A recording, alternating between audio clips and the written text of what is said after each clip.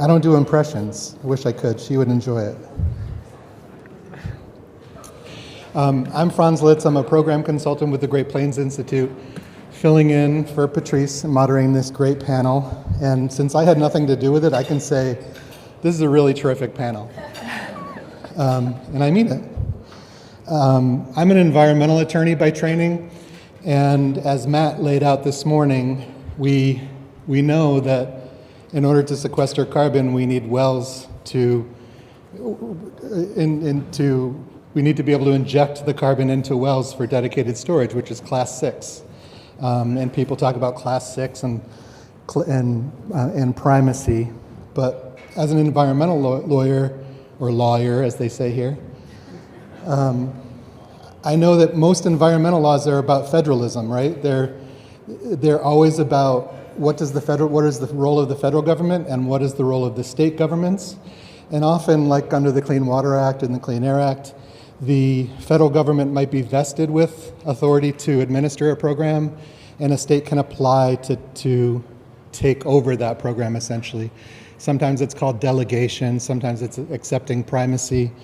But the designers of this panel really are smart. It was probably Patrice. Patrice, if you're out there, nice job. We have Bill Bates from EPA, EPA's Class 6 program. We also have Jennifer Zygmunt from, did I say that right? You did. From Wyoming, DEQ. And Wyoming is a state that has accepted primacy, so they're running a program to take Class 6 applications and issue Class 6 permits. And then we have Jessica Moore, who is from the West Virginia Geological and Economic Survey. So her agency is not the one that would get primacy, but her state is in the process of applying for primacy. So we have here the federal regulator. We have a state that's taken the position of the federal regulator, has taken primacy for Class 6. And we have a state that wants to take primacy for Class 6. And we saw the map from Matt earlier that showed the states. There are 2 states that have primacy, Wyoming and North Dakota. A bunch of states that want it are in the process of getting it, and then a lot that haven't done anything. So as we move forward with Class 6 permitting, we should think about it in terms of, in some states it's going to be EPA, at least in the near term, and probably in the long term, because a governor has to want to get Class 6 primacy, and we know that at least some of them have so far said they don't want it. So we'll always have this hybrid situation where we'll have the EPA in some states, we'll have the state agencies where that state has been granted primacy, and then we'll have states that are sort of in transition between the two. So with that introduction, we're going to hear from each of the panelists, and then we'll take your questions. And Bill, I think you have a mic, right? I do. And do you need this? Do you want to stand up, or? I would feel better if I stood Okay, up. great, stand up. I'll hide behind the podium. Oh, and you've all figured out by now, the long bios are right on your table. So if you want to learn more about your speakers, just find it there. Thanks. Good afternoon. So I hope you all had a wonderful lunch, and just wanted to kind of give you a little bit of an overview of the underground injection control program, Class 6, and maybe a little bit about primacy as well. So as many of you may already be aware, the Safe Drinking Water Act is, I'd say, really the backbone of the underground injection control program. In 1974, Congress enacted Safe Drinking Water Act, and within the Safe Drinking Water Act, it really kind of pointed to EPA to develop a program that would protect underground sources of drinking water, that being the underground injection control program. The whole purpose around the UIC program is really to kind of ensure that most fluids, and I say most fluids because there are some fluids that have been exempt from Safe Drinking Water Act, like natural gas and most hydraulic fracturing fluid activity. So most fluids are covered underneath the UIC program, and the whole purpose was really to kind of ensure that injection does not endanger sources of drinking water. The Safe Drinking Water Act also provided a pathway for states to apply for and receive primary enforcement responsibility for the UIC program. And it provided 2 different pathways depending on the type of activity that the state was interested in taking over authority for. We frequently refer to these 2 pathways as 1422 states and 1425 states. And really what that means is that if a state is taking over, let's say, taking over authority for Class 2 activities, activities associated with oil and gas, that would be a 1425 program, and that there's flexibilities in that the state just needs to show that they are effective at protecting sources of drinking water, whereas a 1422 program, which is all the other well classes, they need to meet the minimum federal standard. Next slide. There we go. So Class 6 wells. So in 2010, EPA finalized Class 6 regulations. And the Class 6 regulations were developed around, let's say, the unique considerations around the geologic sequestration of carbon dioxide. The considerations focused on the fact that many of these operations are going to be very large in the volume of CO2 that's going to be injected. Potentially long durations of projects, 50 plus years, as well as recognizing the nature of CO2 in the subsurface, particularly in a supercritical state, that how it's going to act in that environment is going to be different than many other fluids.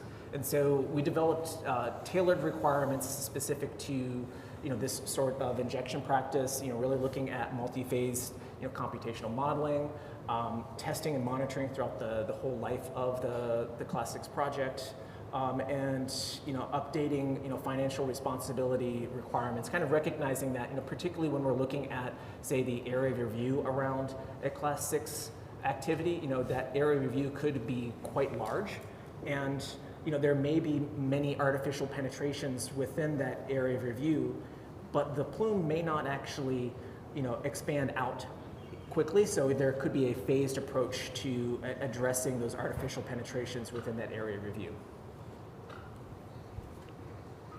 So this is a very simplistic diagram, just kind of showing the life cycle of a Class 6 project.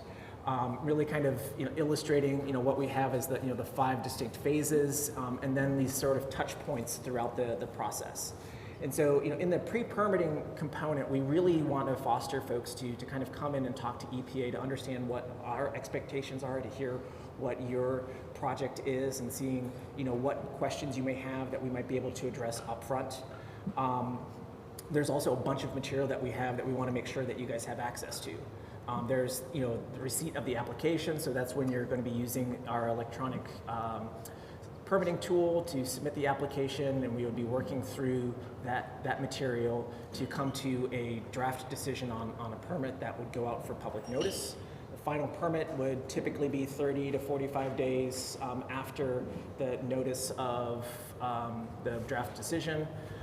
That would follow with the, let's say, authorization to inject. And at that point, there's a bit of a, let's say, a difference here in that, depending on the quality of the material that is provided up front, in understanding the site specifics of that area, the authorization to inject may simply just be a verification of that information saying, hey, everything is exactly the same as the application, and we just have these additional tests that need to be done to ensure that the well has proper integrity, and then we would be authorizing an injection. If there is a significant difference between what was actually in the application and what was found during the drilling of the well, the permit would need to be modified and go back out for public notice. So that would be an additional 30-day public notice for that major modification.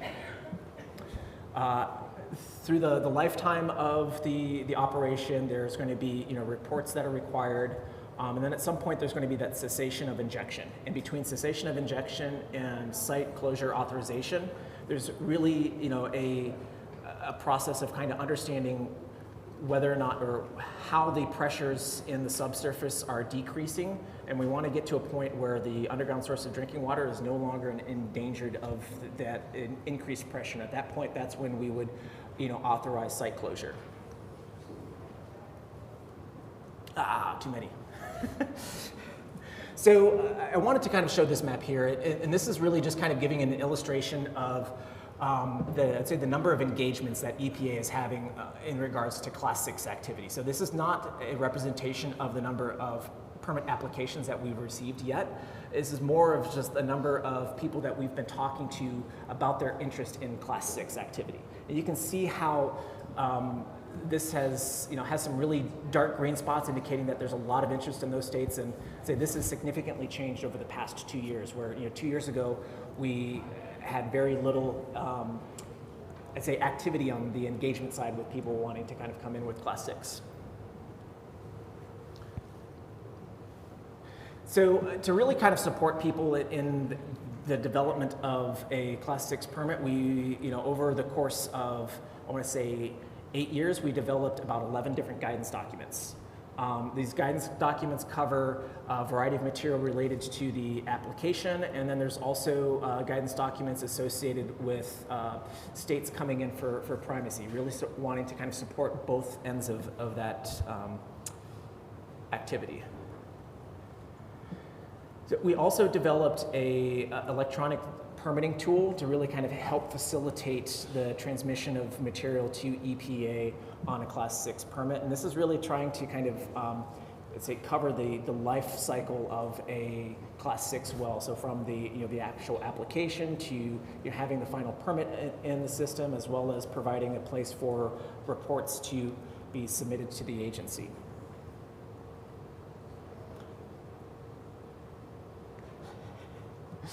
So in addition to that, we've been working on putting together many tools to kind of help facilitate the submission of material to EPA. One of the documents or tools that we've developed is actually out on the front table. If you're interested, it's really an application outline. So the whole idea behind it is to kind of identify the different components of a Class 6 permit.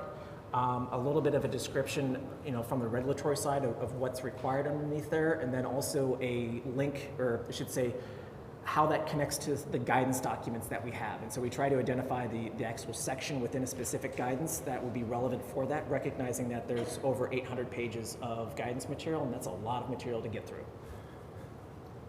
We've also put together a permits table. So we put that up on our website to kind of help provide information to folks, at least getting a general sense of the applications that are currently under review. We don't put any applications up on that website until the permit has been deemed administratively complete. So meaning that all of the appropriate pieces of the application are submitted to the agency. Once that happens, we put it up, partly wanting to make sure that we're providing the public with information as early as we can on material, but also wanting to kind of make sure that industry itself is also aware of the efforts that we're working towards. To help facilitate the use of the geologic sequestration data tool, we've developed several tutorials that are on our website to help guide the submission of an application, as well as the use from a regulator's perspective on how to use the GSDT, because that tool is also available to states that are interested in using it. So, we could be authorizing a state as a user of that system for them to use that tool to facilitate Class 6 permits. And then the last thing that we've recently put up on our website is, templates. So within the geologic sequestration data tool, there are many templates to kind of help facilitate a permit application. We have taken all of those permits outside of the geologic sequestration data tool and put them up on our website. So we thought that it would be helpful to have that outside of the system, so you didn't necessarily need to have an account with the geologic sequestration tool to be able to start kind of thinking about what you would need to put together for an application. So lastly, primacy. So some folks have already kind of spoken to this a little bit. So in this map just illustrates primacy across the United States currently. And so the two purple states are the only two states that currently have Class 6 primacy. We are currently working with 3 other states, Louisiana, West Virginia, and Arizona, on their UIC packages. And we have heard from about 8 other states that have expressed interest in this. So we're slowly starting to see a lot of folks kind of coming in wanting to kind of take over authority for the Class 6 program. And the one thing I was going to mention here is that this is a regulatory process of the federal government authorizing a state to act as the I want to say act as the federal government within their political boundary. So it's a rulemaking process, and so that does take a fair bit of time. So there's a rulemaking process on the state side because they need to show EPA the rules that they have in place to take over the program, and then we then do a subsequent rulemaking process to notify the public that the state is taking over authority of the program within their political boundary. And lastly is just some additional information for those that are interested. It's just our general Class 6 website, a link to the Geologic Sequestration Data Tool, and then the last bit is my contact information. The headquarters Class 6 team is the team that works for me. There's a general link to them. They'll be able to really help you out with many things. And then the other one is that within each of the 10 regions, we have a point of contact for Class 6, and that link will provide you information to who those points of contacts are. Thank you very much.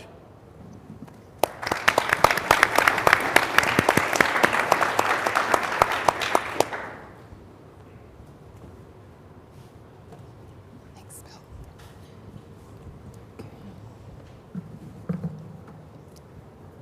Okay, good afternoon, everyone. Again, my name is Jennifer Zygmunt. I am the administrator for the Water Quality Division of the Wyoming DEQ. Very pleased to be here today to talk to you about Wyoming's Class 6 program. As you've heard, we are a primacy state. We were the second state in the nation to obtain primacy after North Dakota. We've been working very hard since that time to set up our permitting program. I do want to acknowledge Lily Barkow, who I'm sure several of you know. She is our groundwater section manager. She truly is the lead expert in Wyoming on Class 6 permitting. She wasn't able to be at the conference this week, but again, we're pleased to participate on this panel and represent Wyoming. So I'll talk briefly about UIC permitting in Wyoming. I'll talk about how we obtained a primacy, and then I'll give you a very high-level overview of our application process from start to finish. So in Wyoming, UIC permitting is actually split between two different agencies. At the Wyoming DEQ, the Water Quality Division permits the Class 1, 5, and now 6 wells. Our Land Quality Division permits the Class 3 wells, and then the Oil and Gas Conservation Commission permits the Class 2 wells. When it comes to geologic sequestration, in Wyoming, we've been working on this for quite some time, going back to 2008 when we first promulgated the first statute giving Wyoming authority to regulate geologic sequestration. That was followed by the formation of a work group that came together and did what I think was a really excellent job looking in depth at how geologic sequestration would work in Wyoming and what the associated risks were. That was followed by more statutes being developed and rules promulgation. For DEQ, that was promulgating Chapter 24, which is now our Class 6 rules chapter. And then we started talking with EPA in 2016 about primacy, submitted our primacy application in 2018. That, of course, was followed by quite a bit of collaboration with EPA, significant revisions to our Chapter 24 to make sure our rules were at least as stringent as the Code of Federal Regulations, and we promulgated those revisions in January 2020, and EPA approved our primacy in September 2020, with the agreement that Wyoming would make a few more additional revisions to Chapter 24, which we did and completed last fall. So it has been a long process. A lot of good thinking has gone into this in Wyoming. Our permitting rules are now in place. We're currently working on Chapter 29, which is a much shorter chapter to establish our injection fees, which will fund the special revenue account for long-term management of these sites. And then I will note that our legislature did pass additional legislation this past year related to carbon storage and sequestration liability. So just a quick diagram here. I don't think anybody in the room needs me to cover this, but the take-home message here is that where DEQ comes into play is with this step 4, with the underground storage, the permanent storage of the carbon dioxide in geologic formations. We often get asked if we permit the transportation pipelines associated with carbon storage, and the answer is no. Our role is strictly storing that carbon dioxide underground.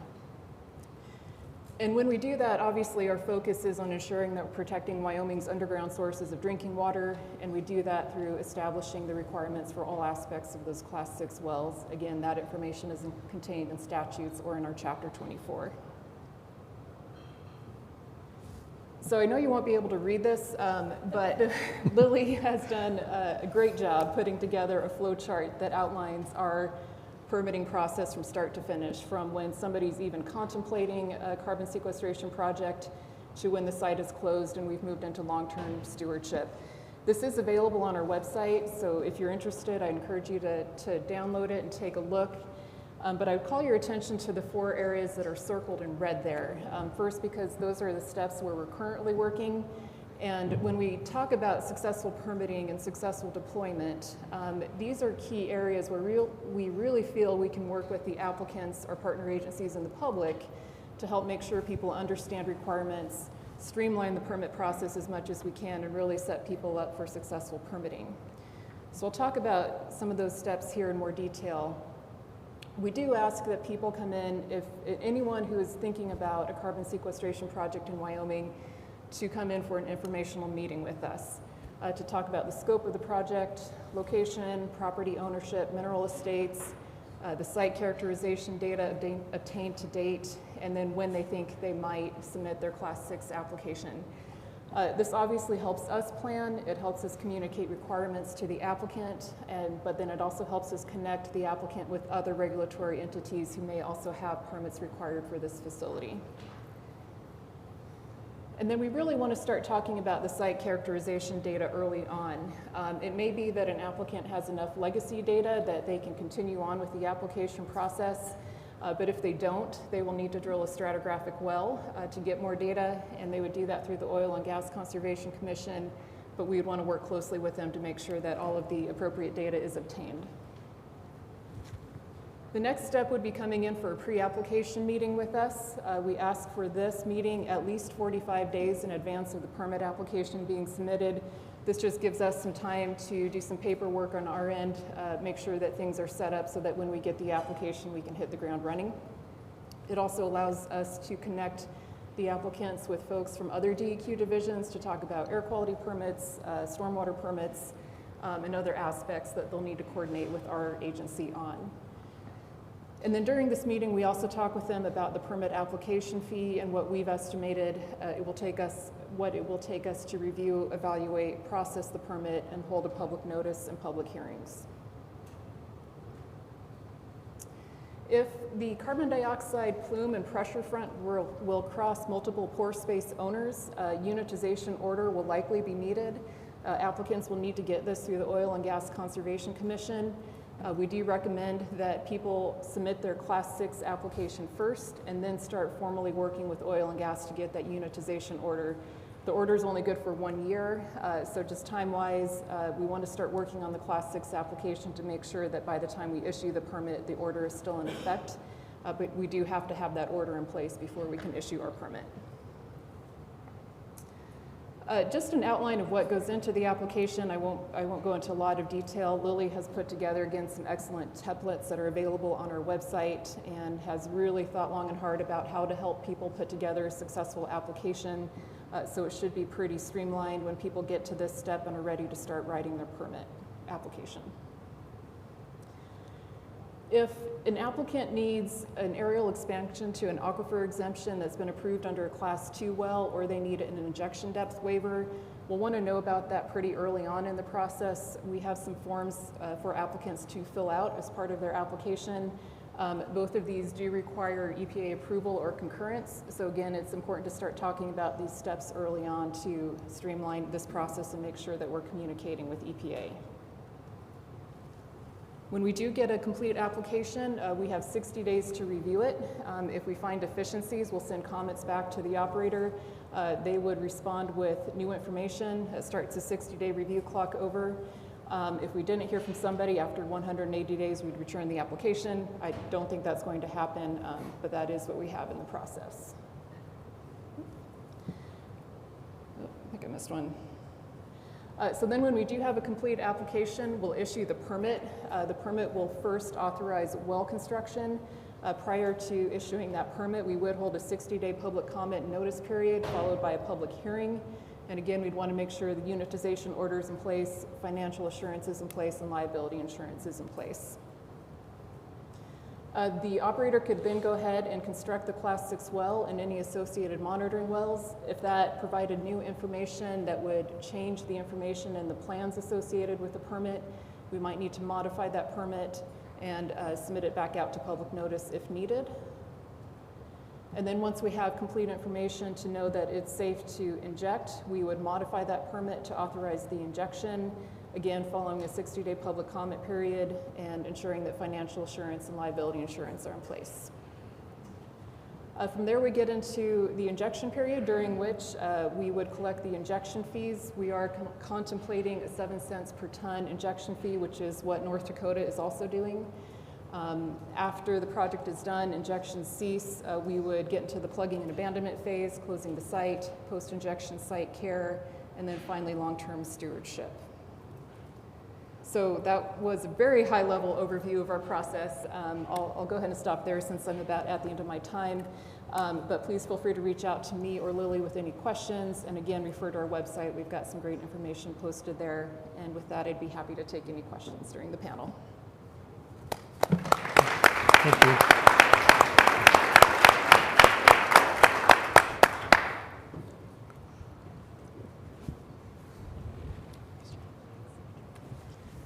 Hello, my name is Jessica Moore. I'm the director of the West Virginia Geological Survey, and I'm here today to provide a Class 6 policy update for West Virginia. As my colleague in Pennsylvania and good friend Kris Carter likes to say, Pennsylvania has been part of every energy transition since America was colonized.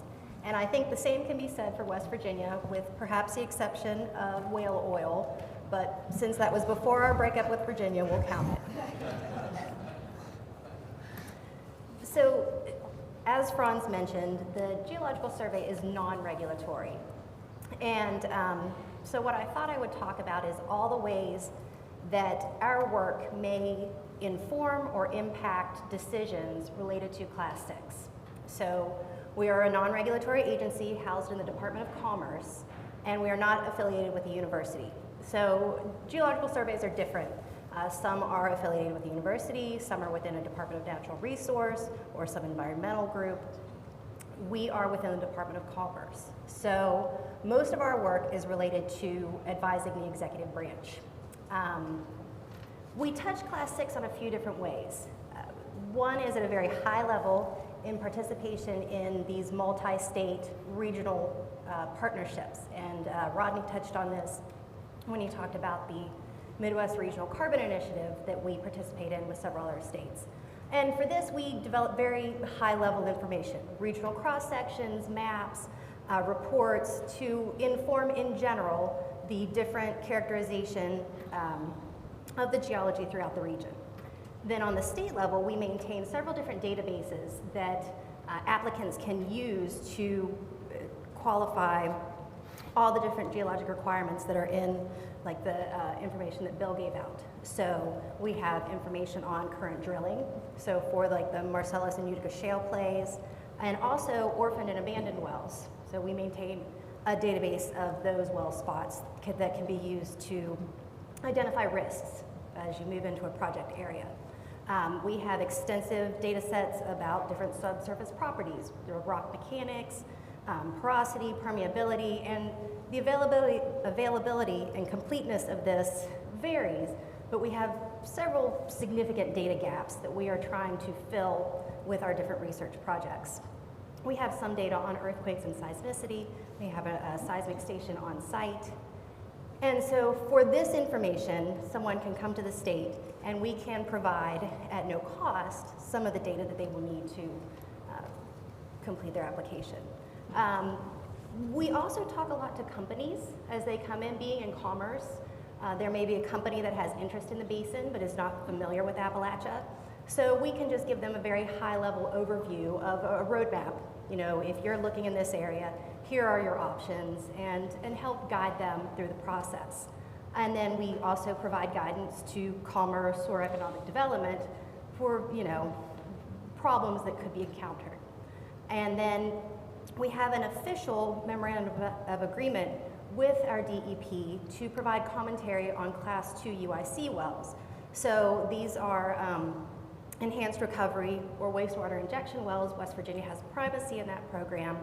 And so when they get these applications, we review them, and it's just for comprehensiveness and accuracy. You know, we do not ever give recommendations whether it should be approved or not. We just review the geology. And we have a similar agreement in plans for Class 6.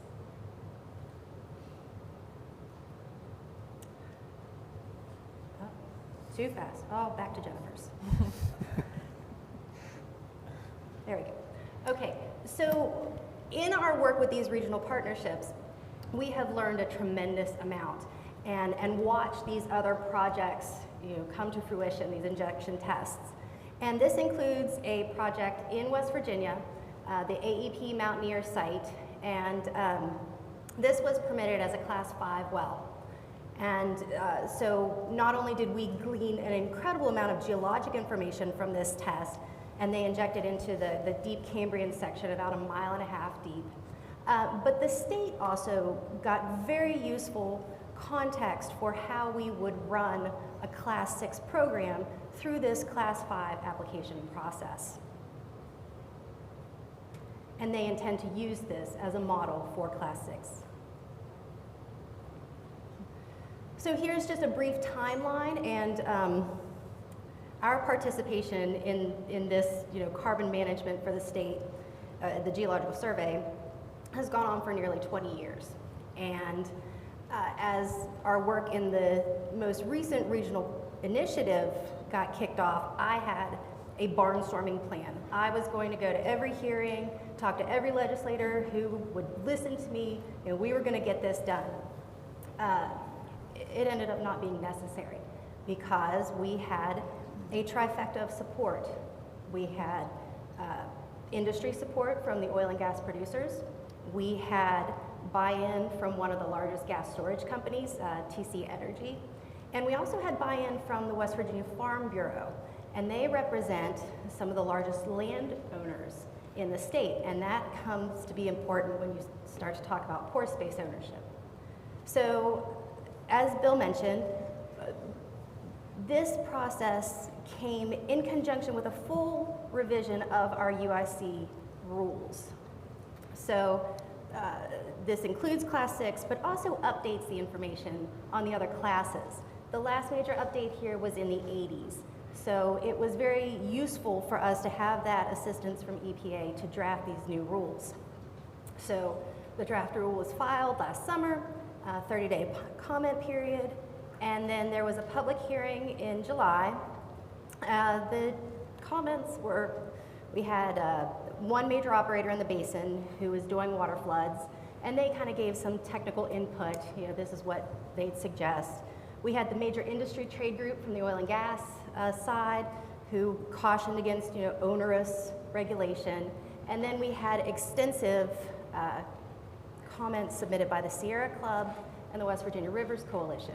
And these were overwhelmingly negative. A lot of highlighting risk and, you know, what could go wrong with these programs. And that was something that maybe we didn't anticipate. The DEP Office of Water and Waste Management, who will regulate this program, took those comments into consideration and then filed an agency-approved rule. The rules package was passed this past legislative session in March, and now the primacy application is in preparation for submission to EPA. In addition to this, there was a bill, a companion bill, House Bill 4491, that is related to pore space ownership. So pore space ownership will revert to the surface owner. This bill also clarified access for seismic surveys and talked about who will maintain long-term liability post-closure. So that bill is effective 30 days from passage, which is May 30th.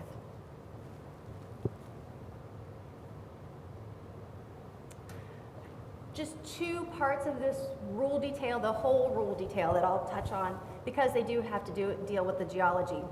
The first is seismic risk zones. The Geological Survey will be providing information, guidance on relative seismic risk, and we have areas where Class 1 UIC wells are prohibited in the southern part of the state. And this is important because when you think about where development may happen in West Virginia, the southern part of the state is the coal fields. So we have large tracts of land ownership that are contiguous. We have a lot of attention being paid to the region because it is economically depressed. It is on the front lines of the energy transition. And so if we have areas that, there's precedent for injection wells to be prohibited, is this a problem for Class 6?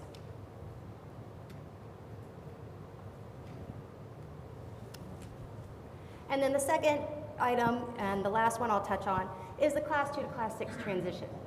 So what happens when you go from an enhanced recovery operation where you have mineral ownership in the subsurface to a Class 6 well where you are then negotiating with your surface owners for that pore space? And then also what triggers this? And what triggers it in the rule is when there's an increased risk to the U.S. drinking water standards. And this can be through increased breakthrough from your CO2 or a decrease in your reservoir production rates, but I have a feeling this may be a sticking point for operators that wish to transition from one to the other. That's all I have. Thank you. Great, thank you.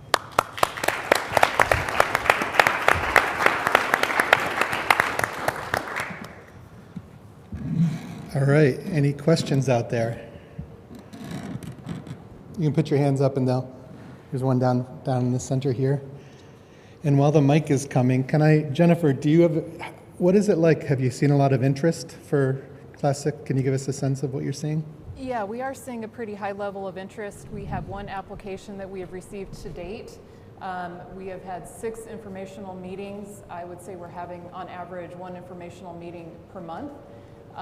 Again, we are reviewing that one application currently to be determined, but we're estimating another 6 to 10 potential permit applications by the end of the year based on the interest that we've been receiving. So yes, I would say interest has remained high. Great, thank you. Sir? Yeah, my question goes to Jessica's last point, but I'm asking it to Jennifer. In my past life, I was the oil and gas director of the state, Kentucky, and was privileged to visit your beautiful state and tour the Anadarko Salt Creek field, which is under EOR. And the wells there, I assume, are still Class 2 wells. But at some point, they'll be transitioned to Class 6 wells. Have you looked at how that's going to happen? I mean, it's probably long-term still, but at some point, those will transition and the carbon will remain sequestered there in that reservoir. Yeah, it's a good question, and our statutes do contemplate that conversion similar to what Jessica just talked about. That determination of when something should transition from Class 2 to Class 6, I would say, is a combined effort between the Oil and Gas Conservation Commission and our director. The director makes the decision on when that transition needs to happen, but we base that on recommendations and findings of the Oil and Gas Conservation Commission. They have to have a hearing, and then if they recommend the transition needs to happen, then we would work with the applicant to help them get a Class 6 permit. But the factors that Jessica had on her last slide are the same factors that we would consider in determining if something needs to transition from Class 2 to Class 6. So you do envision that they'd have to be permitted? Yes, we do envision that if the primary purpose switches from production to long-term storage and there's an increased risk to a drinking water source, then we would need to permit it as Class 6 rather than Class 2. Other questions? Here's a hand over here, and while you're walking with the mic, so the bipartisan infrastructure law had some funding for states to help them with their programs. Also, I think EPA's funding was augmented. Bill, can you say something about what EPA plans to do with those funds to states? Sure. So particularly related to the $50 million that is spoken to in the bipartisan infrastructure law, Congress is asking EPA to develop essentially a grant program for states that are interested in coming in for Class 6 and states that are currently implementing a Class 6 program. And so, we have looked in whether or not we can kind of incorporate this into our existing state grant program, and because of the language, we can't, so it's going to be a new grant program that we're going to be working on. And we are in the early stages of developing what that grant program might look like, and so as soon as we get some more information on that, we're going to start kind of trying to talk with the states and other folks to get a sense of like what might make sense as we're developing that new grant program. What is the timing of that? Is that like a couple months, 6 months? It's still a little too early to say. Okay, thanks.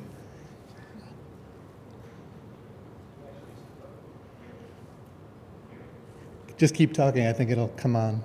I don't know. There you go. To my question. So, adjusting my question on the spot. It wasn't that long ago that the Class 6 program didn't receive any congressional funds directly. It's only been 3 years, I think, that there's been a direct carve out. And with this funding, the infrastructure bill, there's a lot more going in the program. I would be curious to go speak a little bit more to what is EPA doing to staff up, to build capacity, or what steps EPA is taking to build the program up. Sure, I can do that. So yeah, I think it was the first installment that we received was in the omnibus, the FY21 omnibus, that provided an additional $3 million to EPA for Class 6 permitting, and then there's additional money in the bipartisan infrastructure law. And I think some additional in the most recent omnibus. So we've been really looking at at headquarters, we've been looking at how we can support the regional offices in their decision making. So the permit decisions are done at the regional level, and at headquarters, our role is really looking at development of guidance, providing support to the regions, and ensuring some level of consistency with how the regions are kind of implementing the programs on their front. So when we're looking at Class 6, we've been looking at a variety of different pathways to try to help support the regions and states, as well as providing additional tools to industry to kind of help make the process around Class 6 a little bit easier. And so we've developed a series of training modules that are designed for regulators, so states and EPA have access through our electronic training system. We've been working on putting together various tools to help support the application. So I mentioned a couple of them during my presentation. We're also working on a couple of other ones, including trying to develop a mock application that we think that might be helpful to kind of give folks a sense of what EPA is expecting to see in an application. We've also been working to modify the geologic sequestration data tool a little bit, recognizing that some of the folks that are coming in have confidential information associated with their application, and currently the geologic sequestration data tool does not have an ability to recognize that confidential information, so we end up having two different processes for the agency to receive that confidential information. So we're working on trying to incorporate that into the system. Over the past year, we've also provided additional pathways for states to be able to utilize the geologic sequestration data tool. And then lastly, we've been working on additional resources to help the regions in their review of applications, via contracts or working with other federal agencies to help with the review of the applications that are coming in.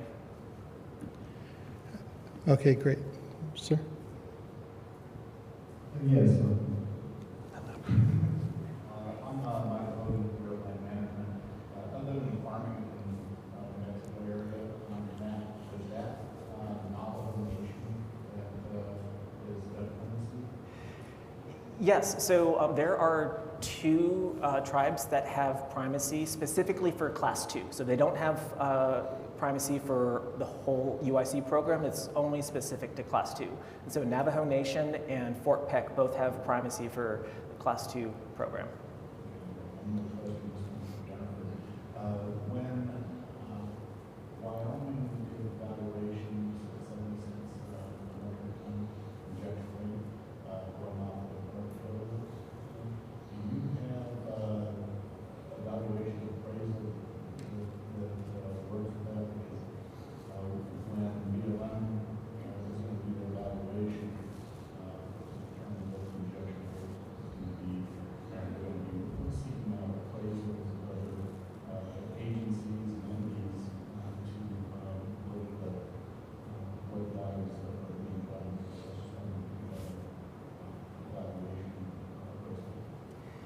I would say we don't have an appraisal process.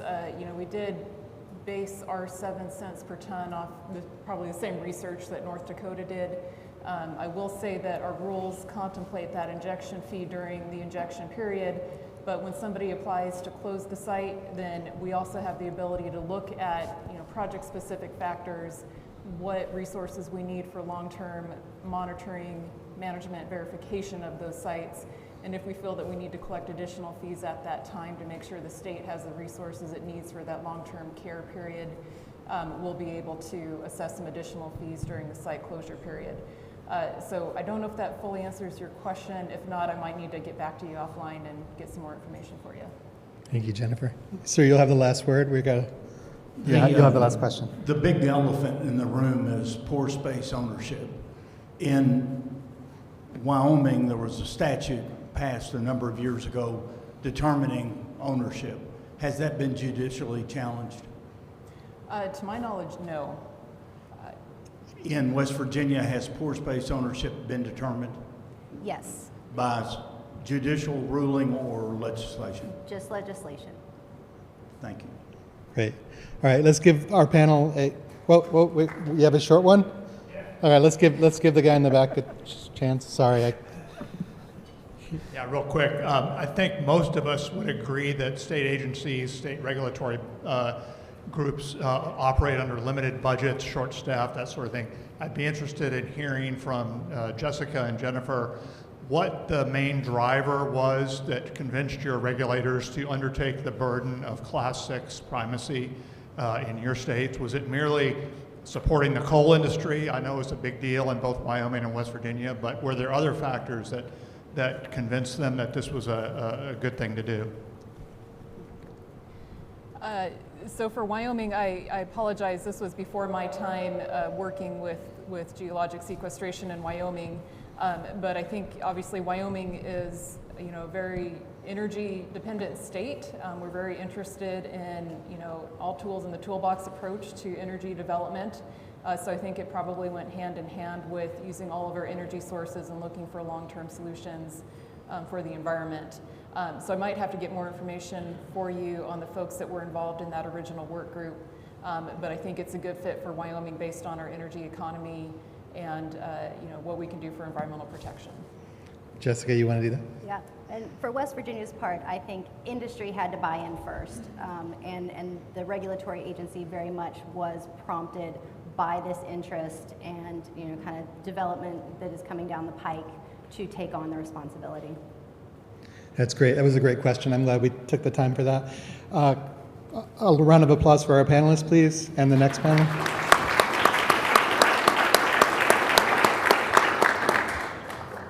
And the next panel can come right up.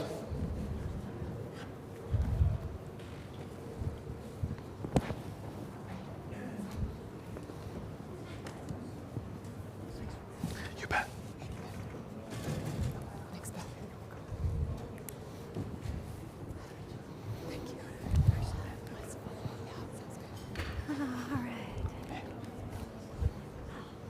I'm gonna have that quote put on a t-shirt.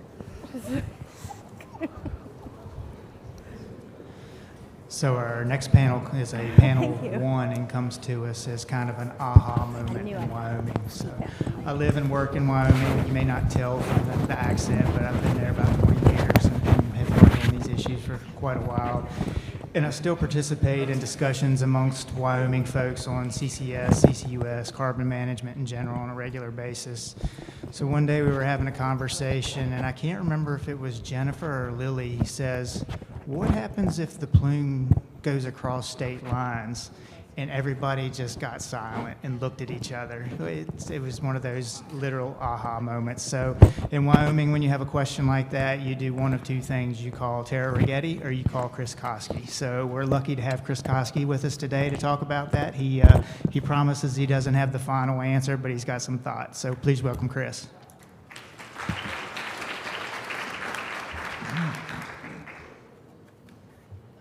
Well, thank you, Matt.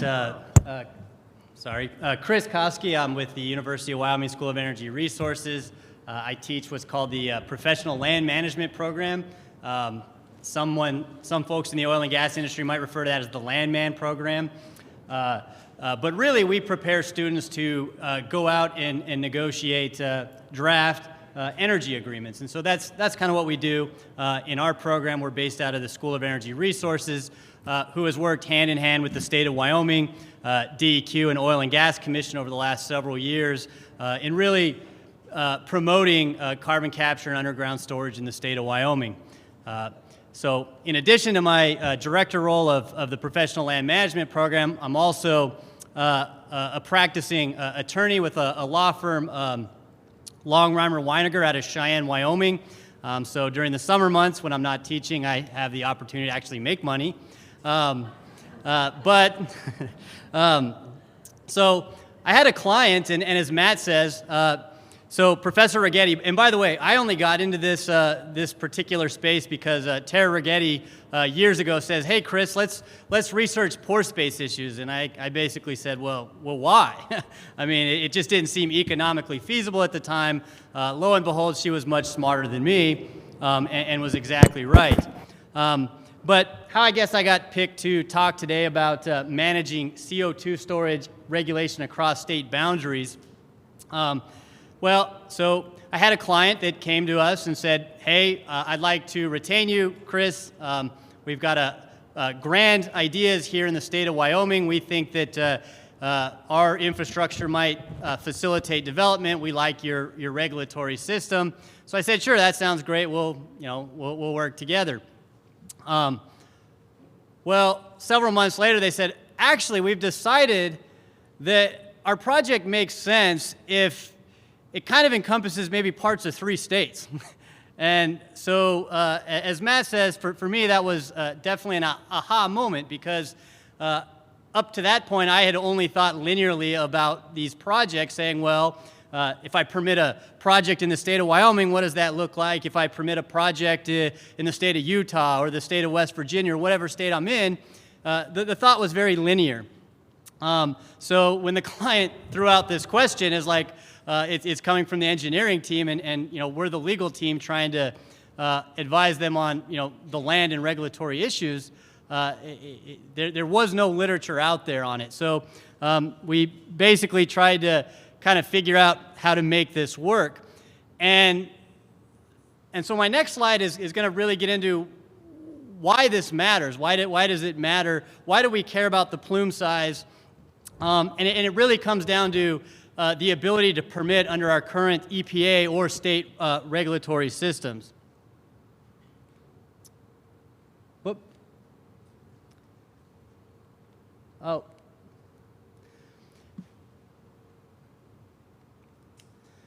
So I'm probably the least technically adept person in this room, and so you folks understand this much better than I do. But I put together a kind of a crude map of how this issue might come to be. So I just picked a basin in Wyoming. This is the Green River Basin, which is in the southwestern portion of our state. Well, basins and geologic formations, unfortunately, or maybe fortunately, don't necessarily follow state boundaries.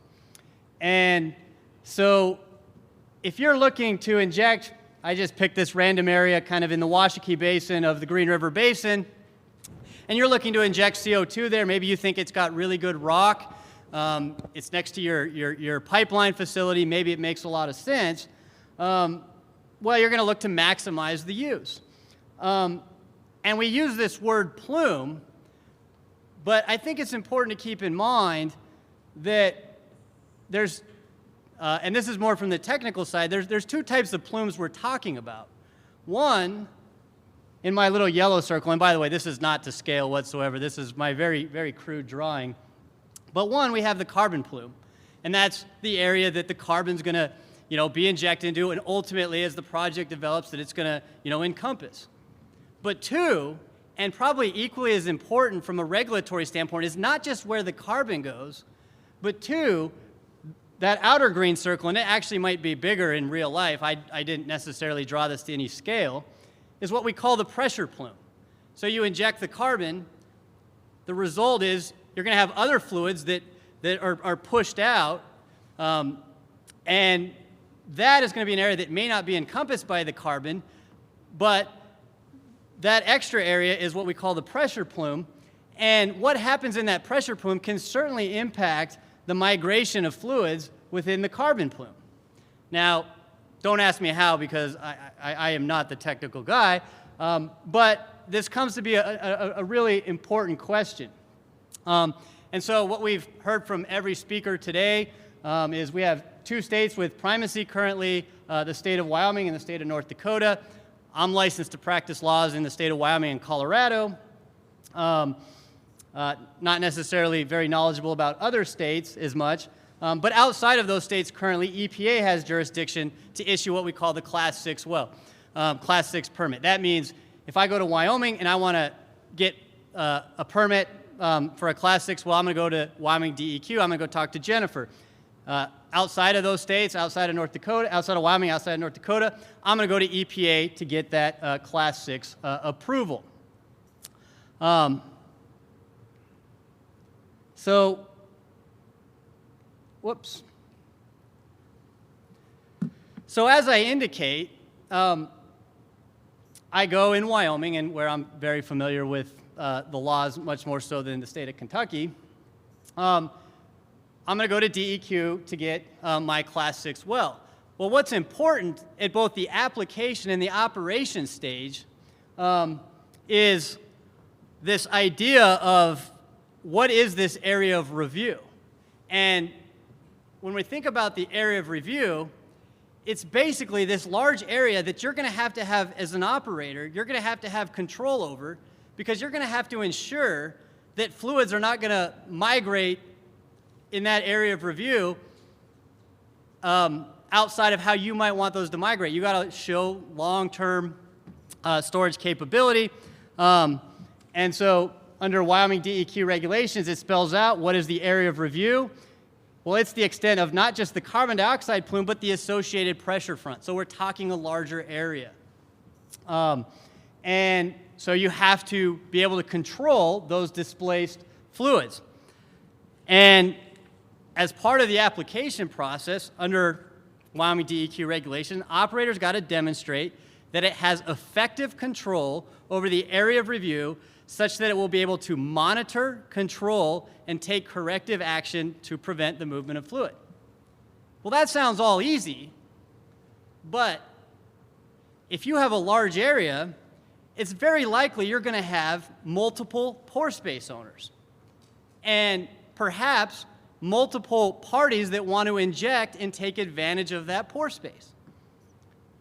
So if I can't secure exclusive control over that entire area of review, if I can't ensure that my neighbor is not going to inject into that pore space, maybe it's CO2, maybe it's produced water from oil and gas, I don't believe I can meet that requirement under Wyoming DEQ regulations to show the necessary effective control to prevent the movement of fluid. And if you think about it from a property standpoint, that makes sense, right? If I own pore space rights, I'm going to want to take advantage of it. I don't want my neighbor to be the only one to take advantage of it.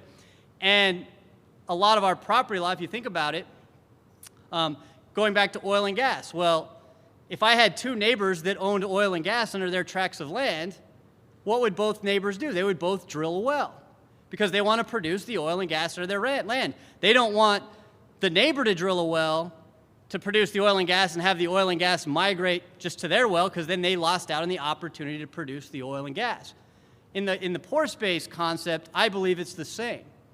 That neighbors are going to want to say, well, I want to make sure I use my pore space. I benefit economically from that. But the problem is, under our Class 6 permitting rules under both EPA and Wyoming DEQ, I've got to have exclusive rights. So how do we achieve that? And the answer in Wyoming legislature was in front of this. They, very adept from oil and gas, and says, well, we need to allow some sort of exclusivity. And so if you really read that Wyoming DEQ regulation, it doesn't say it in the regulation, but you basically have to show that you have the exclusive right to inject. And so there's this process called unitization. And unitization is where you have a state agency that might say, we're going to cooperatively develop, cooperatively combine tracts of land and appoint one operator with the rights to inject. So that's what unitization means. It's the cooperative development of property interests for the benefit of everyone. So you're saying we're going to have one operator inject, they're going to share in the benefits. That's how you reach the exclusivity. The problem is,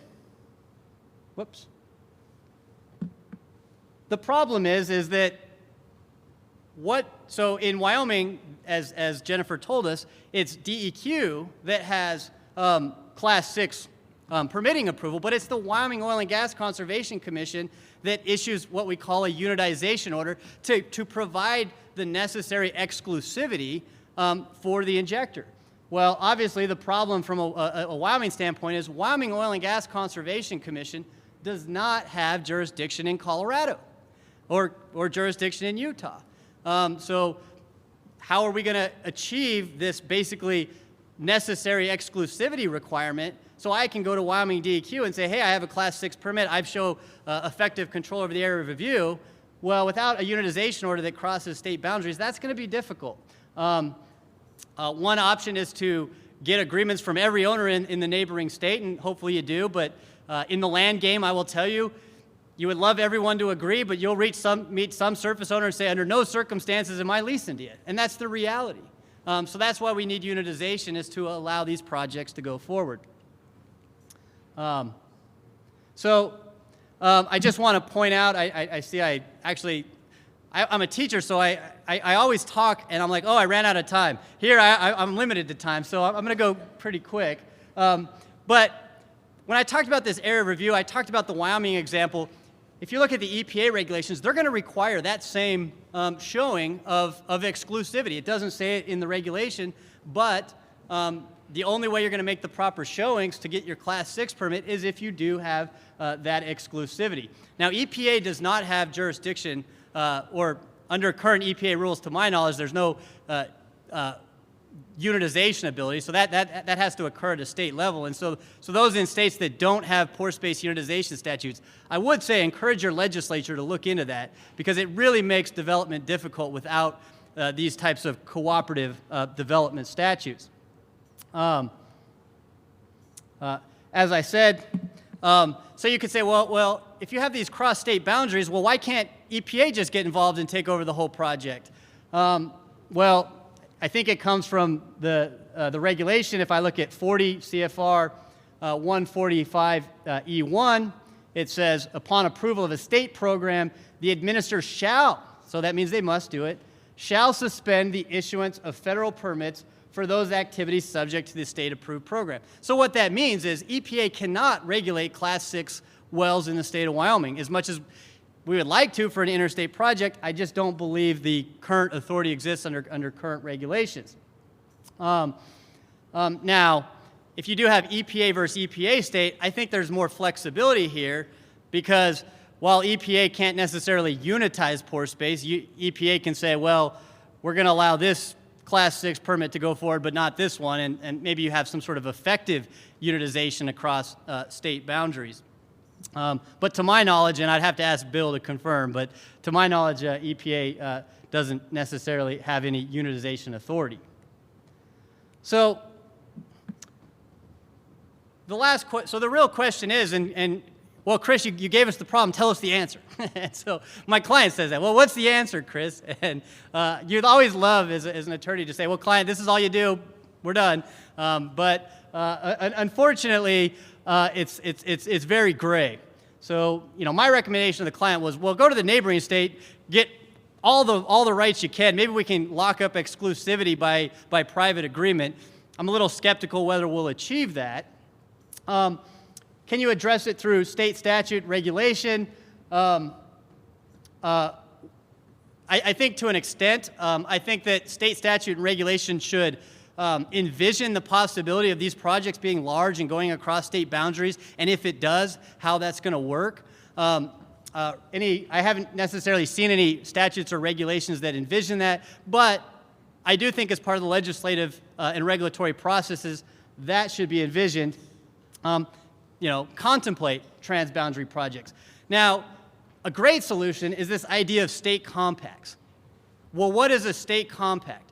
That's two states get together, they basically shake hands, enter an agreement, they say, okay, you know what? We realize that for the mutual benefit of both states, let's enter into a cooperative agreement that will say if we have a project that's going to cross state boundaries, how's the regulation of that project going to work? How's the unitization of that project work? How's the management of that project work?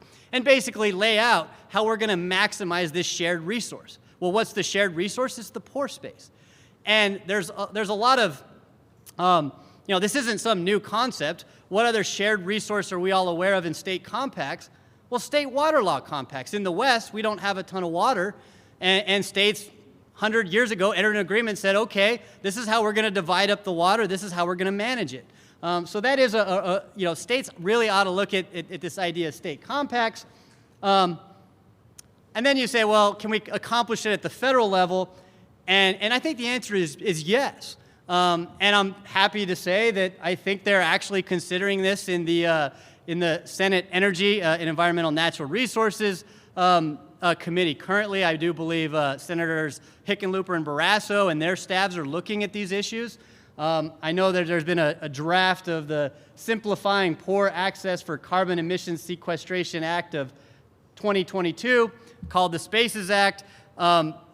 This particular legislation, I only saw a very early draft, and so I don't necessarily know where it's at in the process.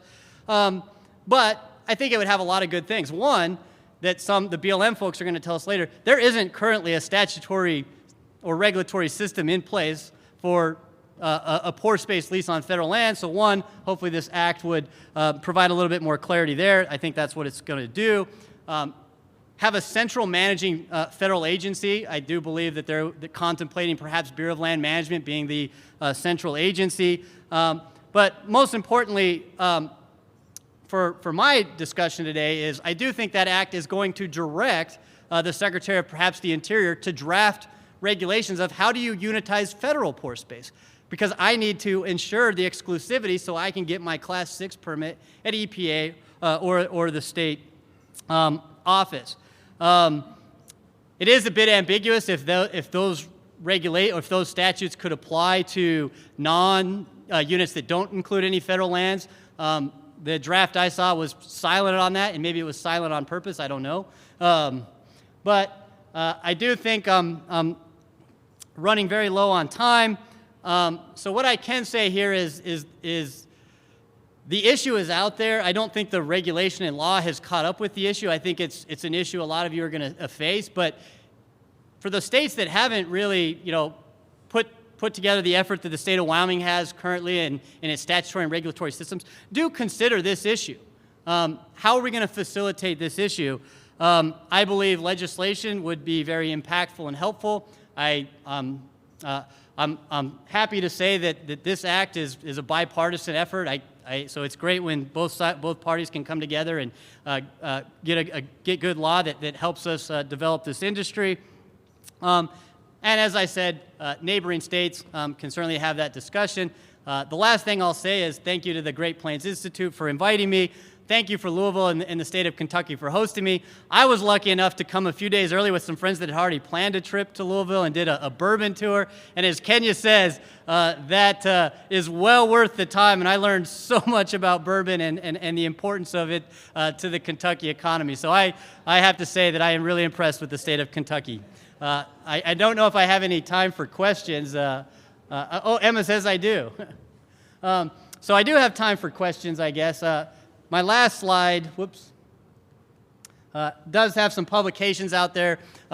As you can see, it always has Righetti first. She is definitely the main contributor. If you haven't met Tara Righetti, she is fantastic. She's the reason I'm in the position I am today. So those are some publications on some of these issues. Mostly my research has been in Wyoming. If we want development, we have to work with the federal government because of the amount of federal lands that we have in the state of Wyoming. So with that, I appreciate it. I'll open up to any questions.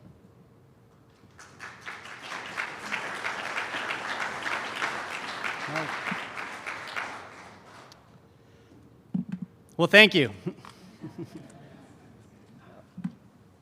we go. All right.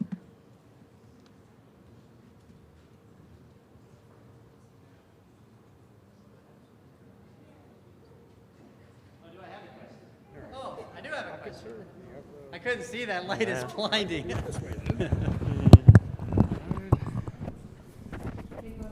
So my question is about unitization.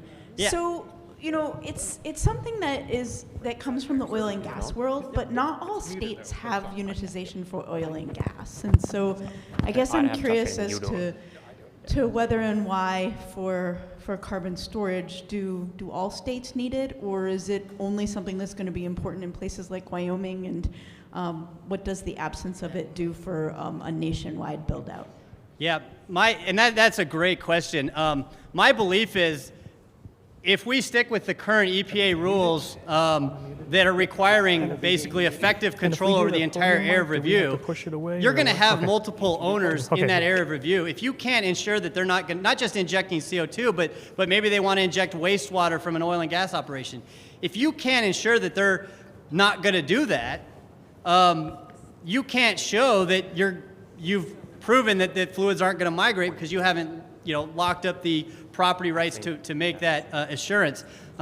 Based on my experience, especially in areas where you have smaller parcels and more landowners, getting unanimous agreement to have just one operator with the right to inject and a cooperative agreement of everyone is pretty impossible. So my belief is you basically need a unitization statute that's going to say, okay, we're going to develop this land cooperatively, and for those people that maybe didn't agree, maybe we got 80% of the people to agree, but 20% didn't, we're going to kind of force them or pool them into this unit, and they'll get their share of whatever proceeds or however you want to allocate what we call in Wyoming the economic benefit. But it basically establishes an exclusivity over the area. So my belief is, yes, you would need a unitization statute under current EPA rules.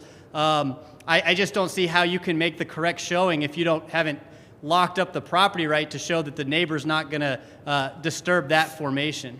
So great question. Next question.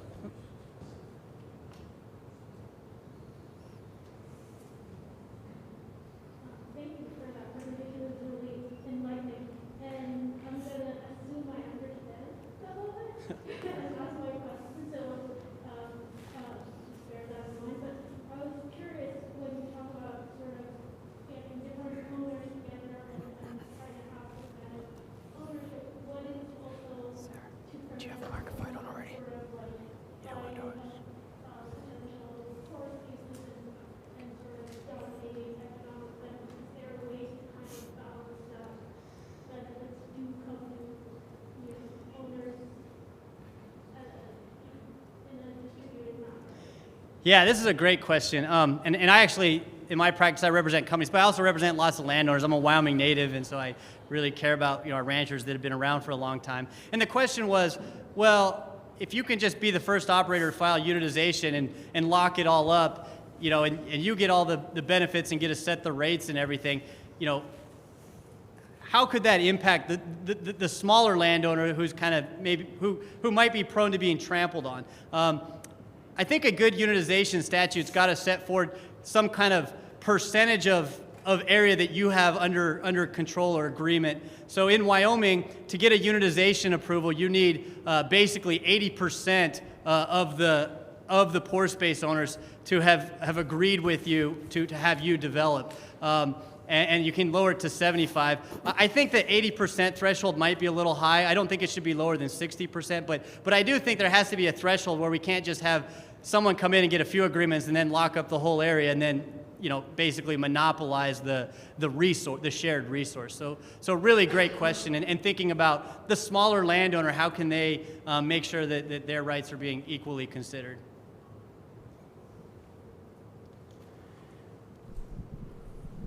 This will probably be the last question, too. I just know last week at IOGCC we kind of tickled this. We had a couple different conversations about pore space, but in my mind, with us formalizing unitization for CO2 in various states, we're going to have these formations that already have Class 1 disposal, and you kind of alluded to it. Those they have not necessarily had pore space like dedicated unitized, you know, whether it's implied covenant related to a Class 2 disposal lease, or they're just there and they've attested to the rights. So presumably they've got some rights, although it's not really documented, their presence other than the fact that they're permitted wells.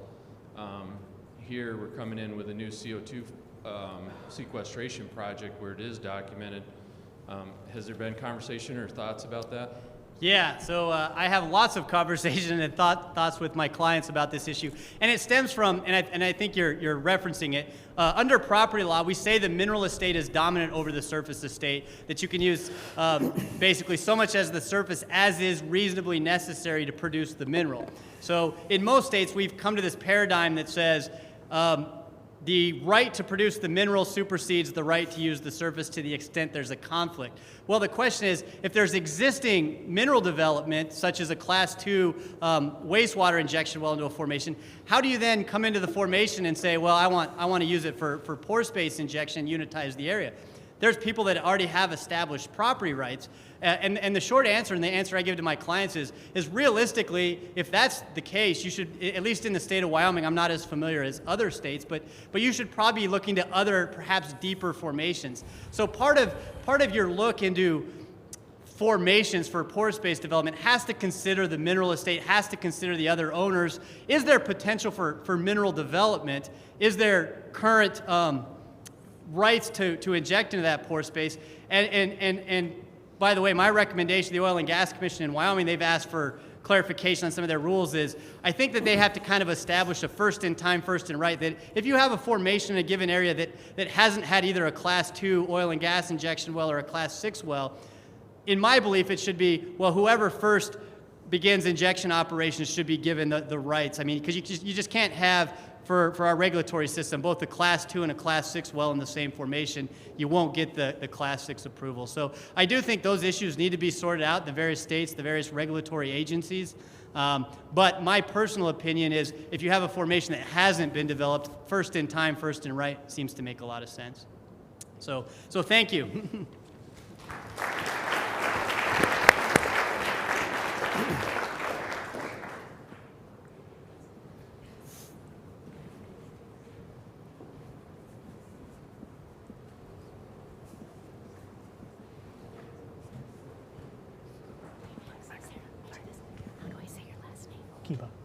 Kiba, yeah. It's fine. Been Cold Wars. Hey.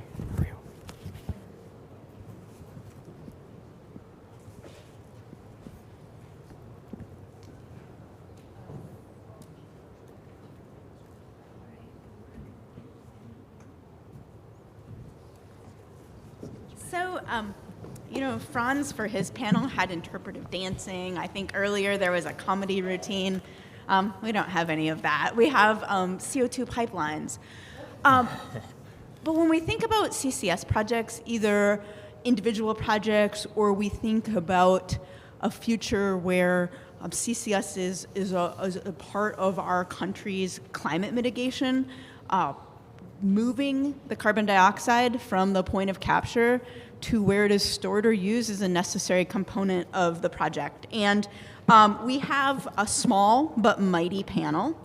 For those of you, so a few years ago, I was working on a report with a bunch of folks, and they kept mentioning this Princeton study that had been done, and a PhD student, and that was Ryan's work.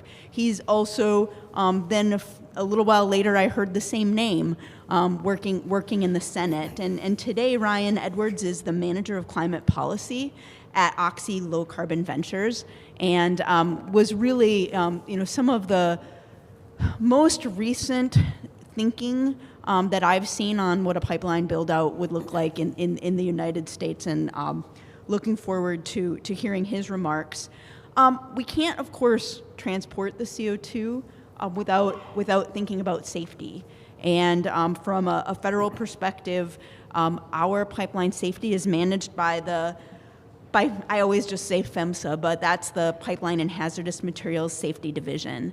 And we have, today we have Max Kaiba, who is the operations supervisor for PHMSA. And just in looking at pipeline regulations over over the past several months, I think, one of the things that is important to emphasize is they manage all pipelines.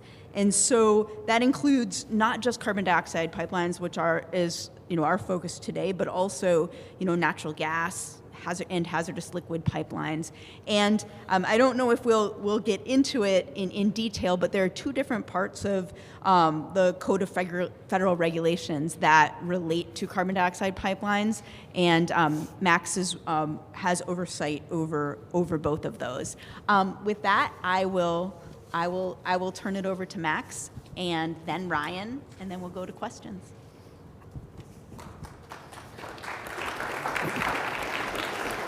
Great, thank you, Sarah. And apologies, you probably noticed in your program I'm not Linda Doherty. Linda just wasn't feeling well, so I was asked to pinch hit. But I am with the engineering group, so actually our group supports a lot of the efforts of some of these projects going on underway.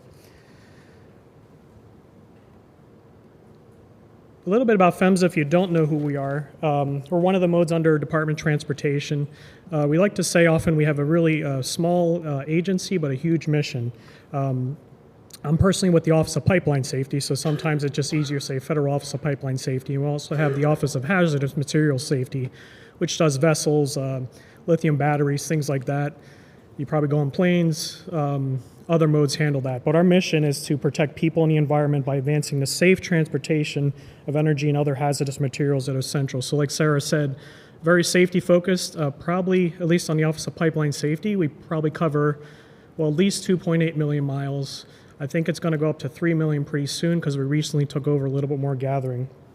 Secretary Buttigieg is our secretary, and our deputy administrator currently is Tristan Brown, a very strong environmental background. He most recently worked with Secretary Peters in Michigan. I believe he worked with Klobuchar in the past and has had a stint in EPA. So he is very behind this mission and sends his regards as well. A little bit what we do establish federal, and that should say minimum federal pipeline safety regulations. Nothing precludes operators for going above and beyond the regulations, and many of them do, and we'll talk about some of that. We do inspect and enforce. We perform comprehensive inspections. We issue enforcement actions. We do investigate pipeline accidents and incidents. It was mentioned earlier about community. So educating and working with the public is very important for pipelines and pipeline safety in general. And I will say the public is becoming more and more in tune to a lot of these pipelines, including CO2. I've personally met with a couple of advocacy groups. If anyone's not aware out there, the Pipeline Safety Trust is a nationwide advocacy group. They recently put out a white paper on CO2. Raises some of the concerns. So if anyone's working on these projects, take a look at some of that and see some of their concerns. Sometimes with some of these incidents, we do unfortunately have a breakdown. What we find, communication with the public, first responders, things like that. So it's very key. We also conduct research on promising technologies and knowledge needed to improve standards. Some universities are in the room, and one of our research portfolios is called the Competitive Academic Agreement Program, which funds directly to universities some of the projects. We also have large programs that go to larger research.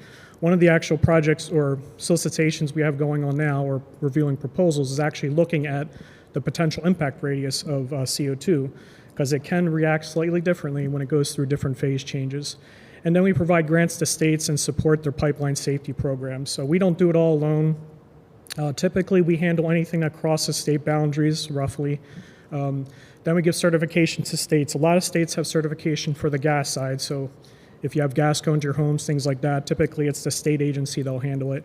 Some states do have certification for liquid pipelines that begin and end at the state, but not as many have that, so we might take over or handle some state issues on the liquid side. We do provide input and technical support with other federal agencies. We do not have siting authority. So typically it's another agency that handles it, but we work collectively with other agencies on helping with the pipeline safety aspects. Typically a cooperating agency in a lot of cases, but we work collectively with other agencies as well. We can require corrective actions to address specific safety issues, but there are some limitations.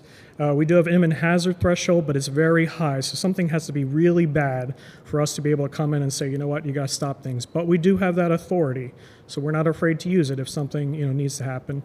Corrective action has to be reasonable and achievable, so it's got to be somehow practicable. And we cannot typically permanently shut down a pipeline or order its relocation. So many times we get that from the public, hey, can we just move this pipeline? We personally can't do that. There's other processes, but again. So how do we regulate CO2? So we do have statutory and regulatory authority for CO2 pipelines in a supercritical phase. And I don't know if anyone knows exactly what that is other than some of the brilliant people in this room. But for anyone doesn't or the, others, basically it has at a certain critical temperature and pressure. It basically takes on some of the characteristics of a liquid, like it's a dense-like characteristic of a liquid, but it also contains some gas. So it's kind of a quasi in between the two. So we do currently have regulations for supercritical CO2 pipelines, and we do inspect and enforce compliance and safety on the CO2 pipelines. We are evaluating authority over completely liquid phase CO2 if we become aware of them, which currently we're not aware of anyone running full liquid, but with some of these projects coming out, we're seeing more and more interest of looking at different aspects. Now on the gas side, we do have statutory authority, but we do not have currently regulations for gaseous CO2. We have started the process of developing them, including looking at rulemaking, but we can investigate any identified safety concern on gaseous CO2 and require corrective action. I will say there are some operators out there that are considering gaseous CO2 transportation, so kind of in a really early development, but there's a few. It's already been mentioned, roughly about 5,100 miles. So again, put it in perspective, 5,100 miles of CO2 pipelines currently, and I think I mentioned earlier 2.8 to 3 million miles, I believe, total. Probably about 300,000 of that is liquid. So again, a relatively small percentage of CO2. We've been looking at it for decades, but the development has slowed over the last decade. Having said that, and a lot of those earlier were for enhanced oil recovery, but we are also seeing trends of more and more interest, which you heard a lot today. Several large systems are currently being proposed primarily in the Midwest, which I'll go over some of those shortly.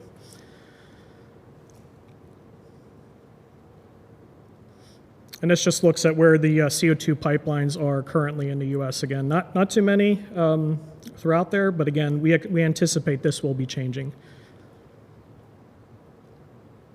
So some of the new projects that are being planned and permitted, and we're again in the very initial review phase of it. I will give credit to these operators. They were proactive and they came to us, even though it's a little early in the permitting phase.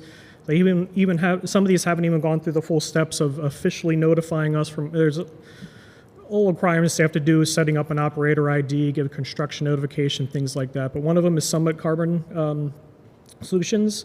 It will be looking towards helping with ethanol plants, over 3 billion, 1,400 miles of pipeline, 6-inch through 24-inch, and looking at sequestration. And mostly will be involved with ethanol production. Next one is Navigator Heartland, over $2.5 million, 1,200 miles of pipeline, 6-inch through 24-inch, and also looking at CCS. Mostly serving biofuels production. So again, going away from just the enhanced oil recovery, but looking at multiple aspects. And then the third one is Wolf Carbon Solutions with Midwest, about 300 miles of heavy wall, 8 to 24-inch pipe, roughly 2160 maximum operating pressure. That's what MAOP is. So overall, again, most of these are construction of new pipelines instead of relying on repurposing, but we are hearing some operators considering repurposing existing pipelines. Oop, sorry, oop, come on. And incidents, so probably hard to see there, but roughly in from 2001 to 2020, there were 101 accidents on CO2 pipelines, fortunately resulting in 0 fatalities. There was 1 injury requiring inpatient hospitalization, but the big one is there at the bottom. 2020 was with in Satarsha, Mississippi, which resulted in 45 individuals going to the hospital. Fortunately, all of them were treated and released, but it did show the potential for consequences when certain variables build up.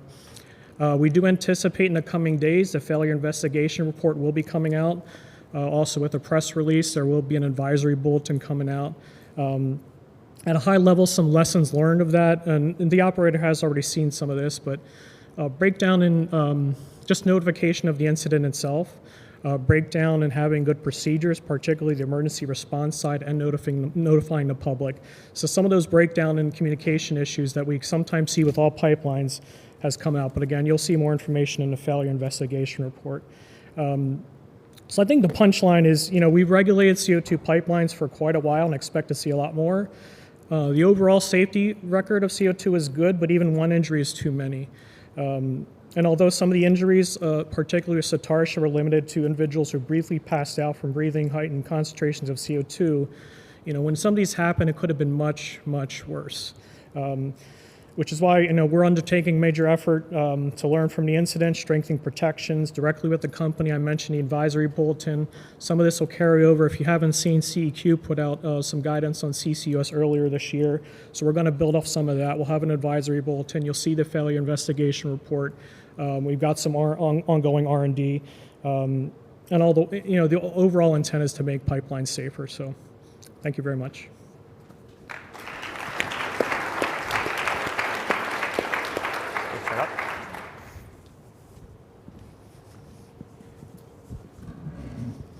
Okay, hi everyone. So I'm going to wear a little bit of two hats, talk about kind of two different aspects here. As Sarah mentioned, some of my research background was in kind of large-scale analysis of what the need is for CO2 pipelines. So first half, I'm going to talk about a little bit of that before then going into some more Oxy-specific comments and views.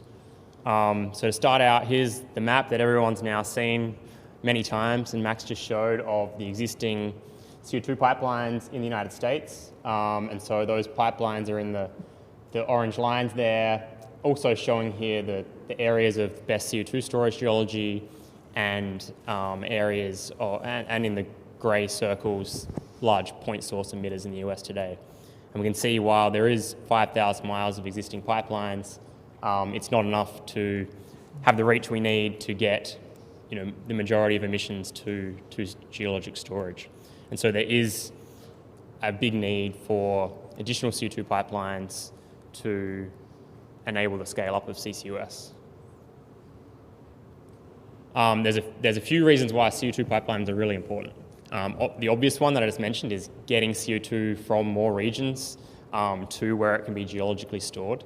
Also, every new CO2 pipeline that is built can provide an additional siting opportunity for a new direct air capture facility, a new net power facility. It's not all about getting to the existing sources, but it's also really enabling new things to happen once that infrastructure is in place, creating more and more optionality all the time.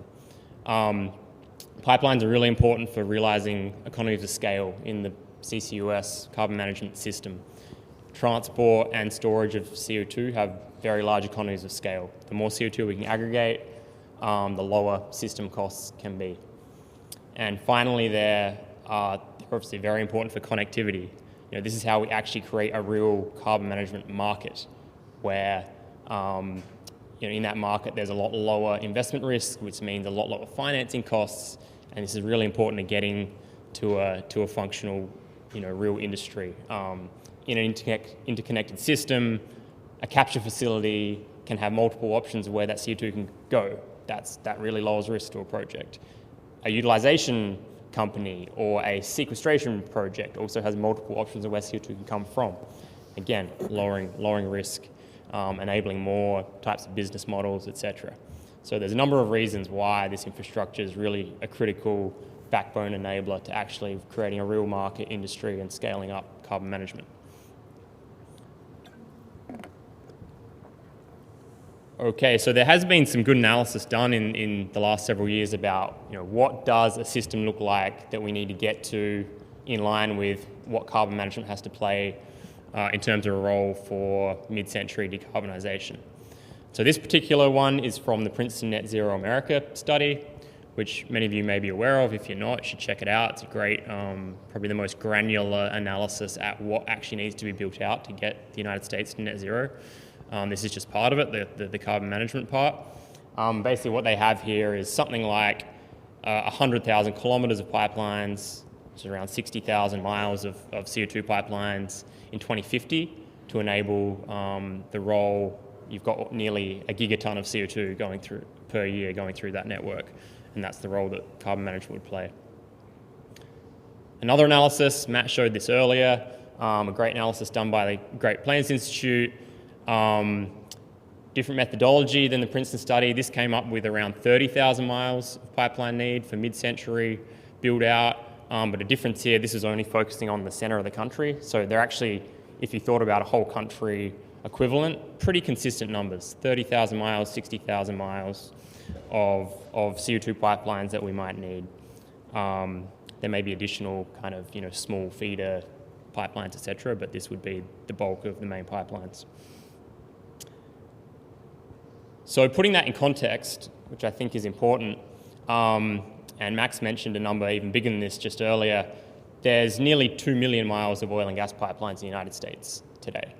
I think that's really important context, that the need to build out CO2 pipelines is actually relatively modest compared to what we have, both in the total quantity, but also if you look at the rates of build out, of how quickly the oil and gas pipelines were built out. It is well within what we have the industrial capacity to do. So that is not going to be the constraint or the real challenge with building out CO2 pipelines. What is going to be the big challenge is public acceptance and trust and being able to get this done socio-politically. And so from that point of view, it's just absolutely critical that there is public trust in CO2 pipelines, or we're not going to be able to build out the system we need to build out in the time we need to build it, especially if these things get bogged down in quagmires of litigation, etc. We're not going to be able to do this. So it's absolutely critical that there is that trust. If there are serious incidents, that's just going to make it so much harder to do this. And so on that note, we are, Oxy, the industry, very thankful for the job that FIMS has done. As Max said, CO2 pipelines do have a great safety record today. And that's in a large part because of the effective regulatory framework that has been in place for quite a while now. But also, as Max mentioned, it's looking at how do we get to this deployment. It's a really opportune time that we look at that framework, think about, is this fit for purpose for what we need going forward to build out this system, and make sure that that's the case. So it's great to hear that FIMS is proactively looking at that.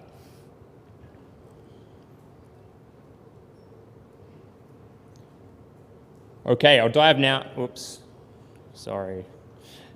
into some Oxy perspective on CO2 pipelines. Obviously, Oxy is one of the largest operators of CO2 pipelines. We've been doing that for 40 years. The oldest pipeline, CO2 pipeline Oxy has in service was built in 1982. We currently operate about 1,000 miles of CO2 pipelines, mostly in the Permian, all of it in the Permian Basin of West Texas there, where Oxy is a significant fraction of that interconnected network. And of course, all of those pipelines, along with all the pipelines on this map, are associated with CO2 enhanced oil recovery.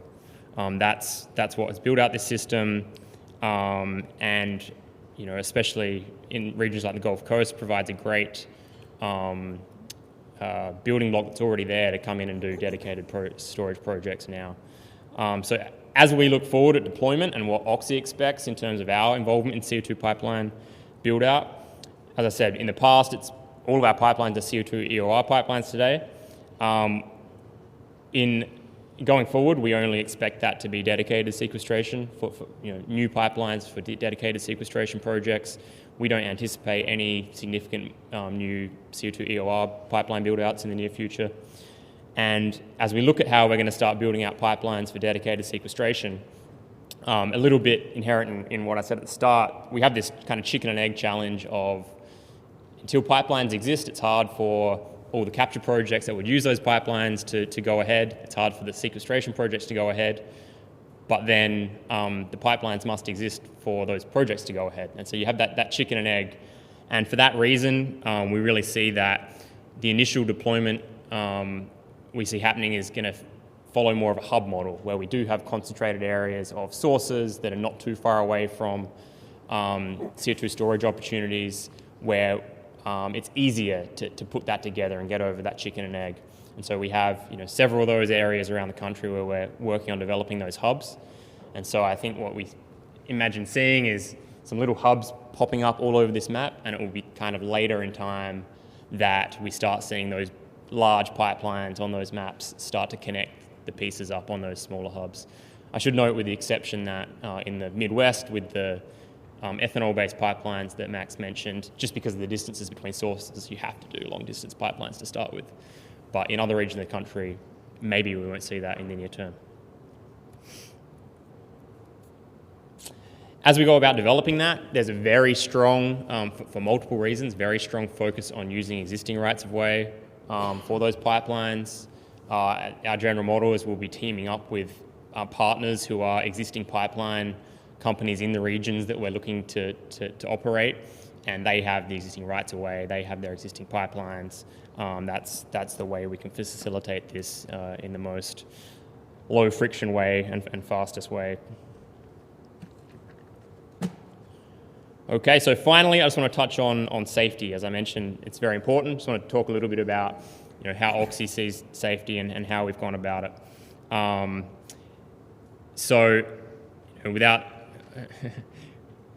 not surprising, this is really priority number one, to protect our people, the communities around our pipelines, to maintain public trust. Safety is number one. And Oxy has an excellent record. Oxy has not had one reportable leak or incident over its history of operating CO2 pipelines at 40 years and 1,000 miles. So, I think we've certainly demonstrated that CO2 pipelines absolutely can be very, very safe. How has Oxy gone about ensuring that? There's really four pillars of that.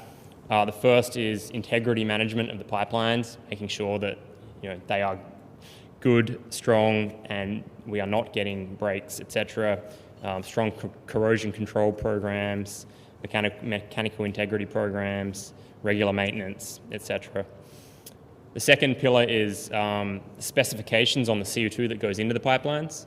One of the risks to pipelines is impurities in the CO2 stream that goes into it that can cause corrosion, etc.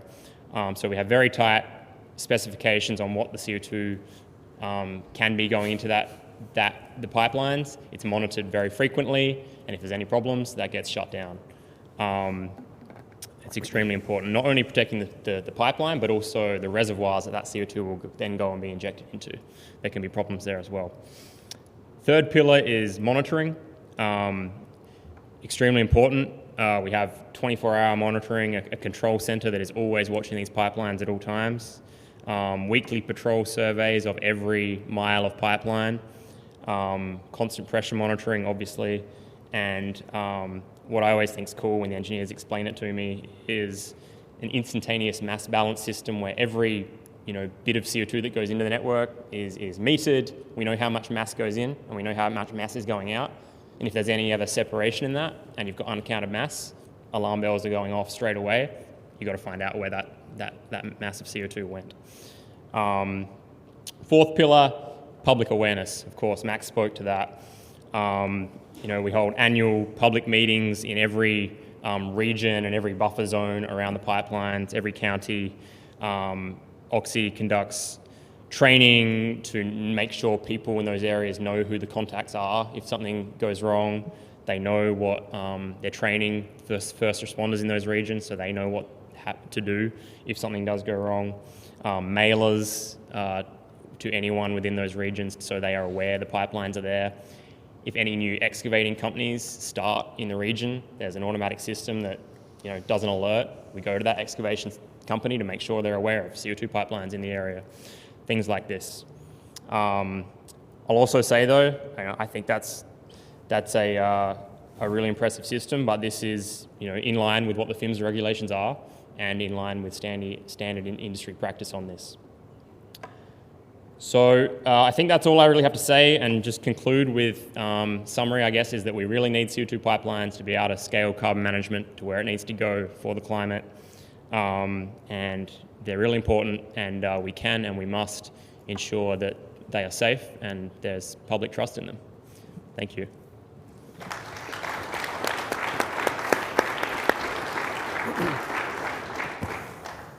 Thank you, Ryan. Thank you, Max. While we wait for the first question, I do want to mention something. The bipartisan infrastructure law included some provisions for pipelines that are worth noting. Max already mentioned the CEQ guidance. We did have some recommendations for agencies such as PHMSA who are responsible for pipeline safety. But the bipartisan infrastructure law gave funding to the Department of Energy for FEED studies for CO2 pipelines. And it also included the SCALE Act, which established I always just call it the CIFIA program, the Carbon Infrastructure Finance and Investment Act Administration, the CIFIA program within the DOE Loan Program Office to provide flexible loans for pipelines that are built with extra capacity. So do we have any questions in the audience? Okay, all right, you guys don't have to take my question as long as they have good ones. Please, go ahead. Thank you so much. I have a two-parter, so one for Max and then one for Ryan. For Max, you mentioned that you're thinking about strengthening protections, and I'm just curious if you could dig into that a little bit more, as well as share maybe some of what are the new tools that may be needed to help monitor and just ensure safety of the CO2 pipelines. And then for Ryan, you mentioned a lot of like the public trust piece, which I think is really important. So I'm just curious how Oxy is thinking about sort of a lot of this growing pushback to CO2 pipelines and how you're thinking about maintaining that public trust while also expanding them. Thank you. Yeah, so is it on yet? On the, yeah, thank you. On the protection piece, so we are starting with the rulemaking, and per our procedure, we can't say everything that's going to be in it because it's still in development, but I think it's fair to say improving emergency response is going to be in there, particularly the unique aspects of CO2, public awareness, which was mentioned. There are different aspects of CO2 when it transitions from, well, at least currently the supercritical to once it's released, then it transitions more to a fully gaseous stage. So aspects of looking at, again, I mentioned there's R&D, so looking at will the potential impact radius potentially change for a CO2 large-scale incident versus what we're perhaps more familiar with on the natural gas side. So those are some of the aspects of it. Strengthening protections, we likely will put out also a probable violation notice, a proposed penalty on the operator of that pipeline, which they're already aware of it. And I say proposed because per the process, they can appeal it. But I know one of the initiatives the operator's already taking, things we're looking at are impacts on different geohazards. So one of the things they're doing, at least currently, is putting sensors underground to help monitor for some geohazard disturbances. So geohazards in general is something we're going to be looking at, probably not just for CO2, but for all pipelines in general, because things do happen where there's weather events and others that can impact pipelines. So those are just some of the highlights of the protections. We are looking at, I mentioned supercritical phase. We are looking at, do we have to have regulations for all the other phases, gaseous phase, potentially a liquid phase. So how does that handle with all the different phases? So those are just a few of the aspects.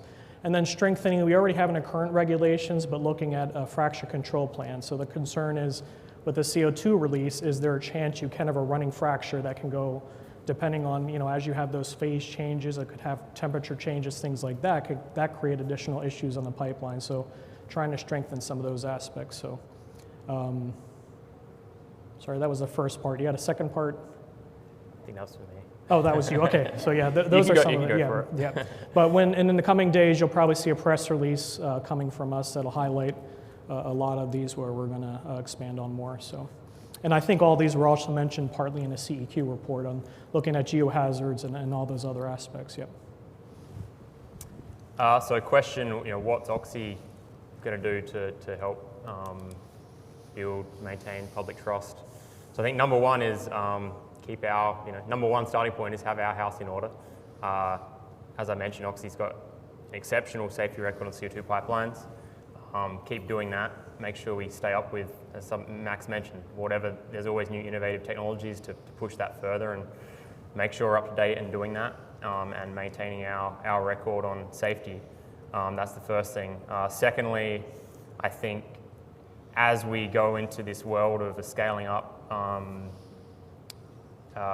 sequestration, carbon capture and sequestration system, we're going to be working with more and more partners on, not that won't only ever be just Oxy's pipelines. We're going to have multiple partners of pipelines. So making sure whoever we're partnering with is following the standards that we have and we want to see.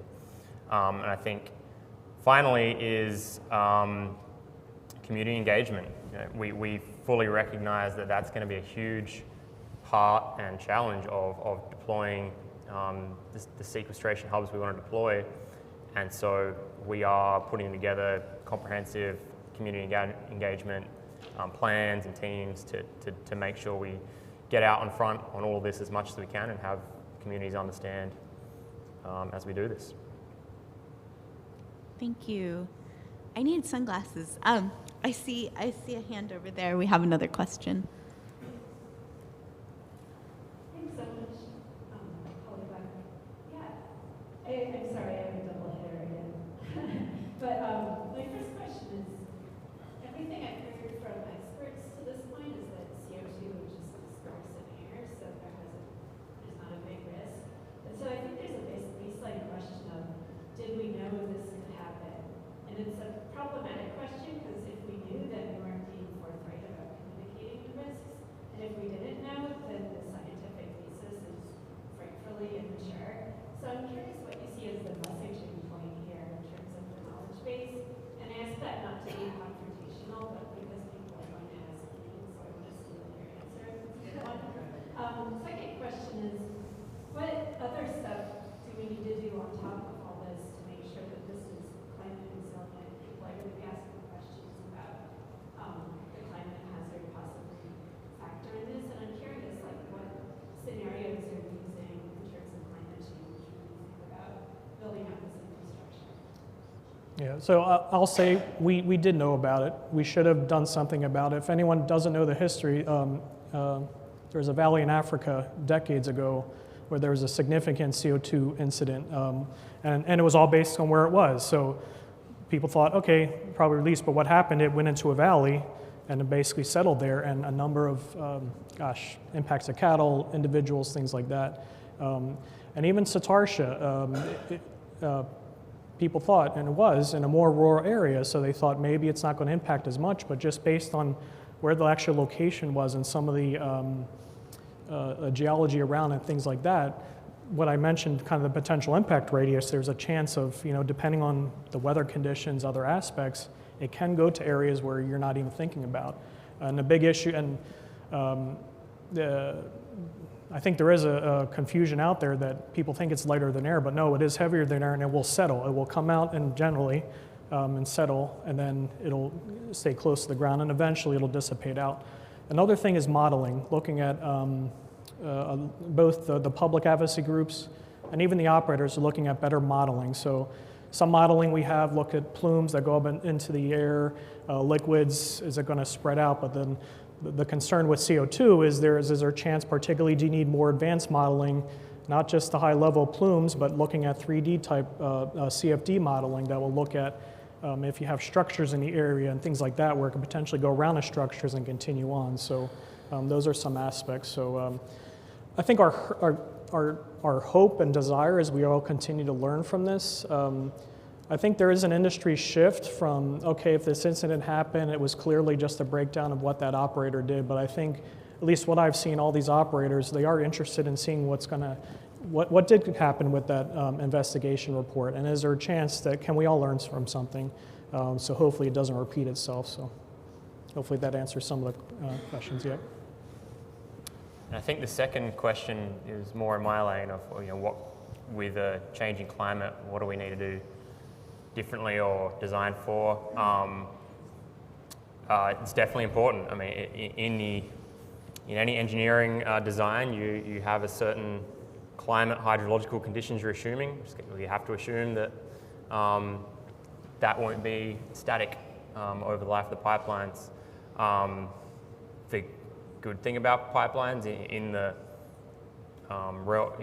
range of different infrastructure you can be designing for, they're typically buried, and the risks of some of those things are lower, but They are not zero. One of the precedent conditions of Cetacea was record rainfall in the previous 2 weeks.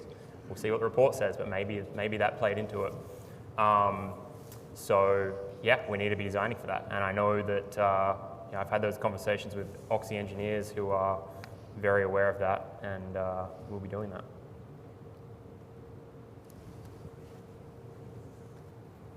Do we have time for, we don't have time for last question. Okay. We have time for one quick question. One last question. You all are just more of a comment than anything else on the climate question. One thing at the Kentucky survey we're looking at is landslide susceptibility. Most of the climate models for Kentucky, and I assume neighboring states, are predicting increased rainfall events, and that certainly has a major impact on landslide susceptibility. And so when designing and planning any kind of pipeline, really, we have to consider future and potential landslide risk hazards. Thank you. In closing, I'll just say that, in terms of this intersection between climate and monitoring and safety of pipelines, Max mentioned the CEQ guidance. It's on the Federal Register. It's CEQ-0001, flagged the geohazard risk as well as the need for monitoring. And PHMSA will have some more information, as Max noted, coming out. I just want to give a round of applause for a panel and a great discussion. Thank you all.